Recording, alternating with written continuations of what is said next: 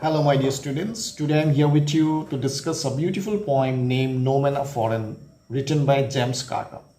In this poem, the poet tells us not to discriminate people on the basis of their appearance, color, religion, caste, creed, and places. People of the whole world are our own brothers. All people who are born, they wear clothes, they eat food, they die, and at least they are buried on the same earth. All of us have same kind of body parts, but it is we who defile the earth by hating and fighting with each other. In short, he wants to give us a message of universal brotherhood. Now, let me explain the poem stanza-wise. Remember, no men are strange, no country is foreign. So in the first line, the poet says that no men are strange and no country is foreign. So he is attempting to remove the boundaries from the earth which have been erected to separate different countries. Then only no country will be foreign. We will feel every country as our own land where there will be no borders or boundaries. Everyone will be free to move around. The poet wants to say that the entire earth is one, and all the people who live on this earth belong to one human race. Beneath all uniforms, a single body breathes. Then he says that inside the uniform worn by soldiers of different countries, the human being is same. God has made all of us in a similar way. Like us, the land our brothers walk upon is earth like this, in which we all shall lie. The poet says that all the soldiers are our brothers. We will walk upon the same mother earth, and upon the dead shall lie in the grave in the same earth. They too, aware of sun and air and water, are fed by peaceful harvest, by war's long winter starve. Their hands are ours, and in their lines we read, a labor not different from our own. They too aware of sun and air and water. They refers to the people who belong to other countries. We call them foreigners and discriminate them and fight with them also. The poet says that nature has given all the bounties to all people also, just like he has given to us. Everyone gets sunlight, air, water in equal measures, which means that God does not differentiate between people from different countries. Are fed by peaceful harvest, by war's long winter starve. We do farming during the time of peace.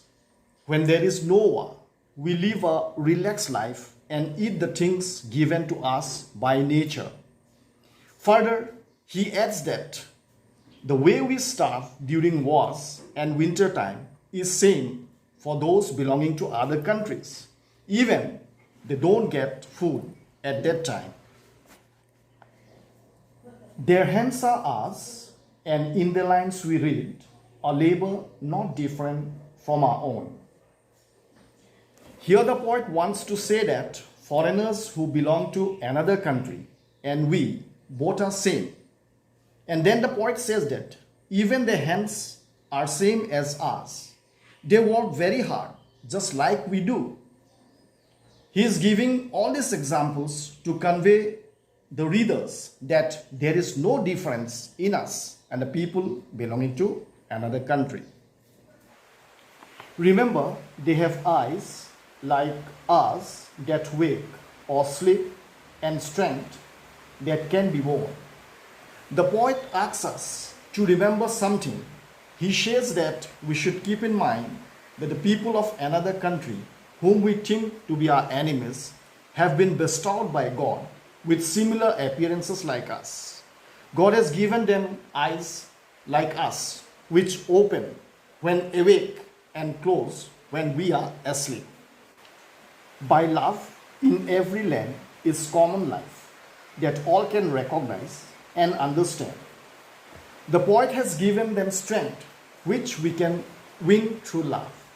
Then he says that in every country, in every land, there is one common thing, that is life. Life means all the things that are living. And if we can recognize them, and if we can understand their feelings and realize that they are all like us, then there will be no fights or wars between us. Let us remember, whenever we are told to hate our brothers, it is ourselves. The poet says that we should remember that whenever someone tells us to hate a person from another country, to think him as our own enemy, and whenever we think someone to be our enemy, then we deprive ourselves. We cheat ourselves and we condemn ourselves. He says that we should stay away from such negativity. That we shall dispose, betray, condemn. Remember, we who take arms against each other,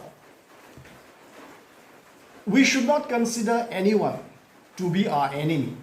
During a war, both the parties must bear the loss, and that is why the poet says that war is not in our favor. He also says that whenever we pick up weapons against someone, we should remember one thing, that there will be destruction all over the world. It is the human art that we defy. So we should keep in mind that we pick weapons against any person, we make the art dirty, because weapons kill people and the bodies which fall on the art make it dirty. Our hells of fire and dust outrage the innocents. So whenever war happens, it leads to a lot of bloodshed, fire and death, which is not a good thing for the entire human community. Of a that is everywhere our own, remember, no men are foreign and no country strange. With all these things, the poet wants to give us a message that we should not indulge in war. Finally, he ends the poem by writing the line in reverse and saying that, remember, no men are foreign and no country strange. So this is all about the beautiful poem of James Kurkip, No Men Are Foreign. I'm sure you all have understood it, and in my next video I'm going to give you the question and answers, both long and short. So be in touch with me. Thank you.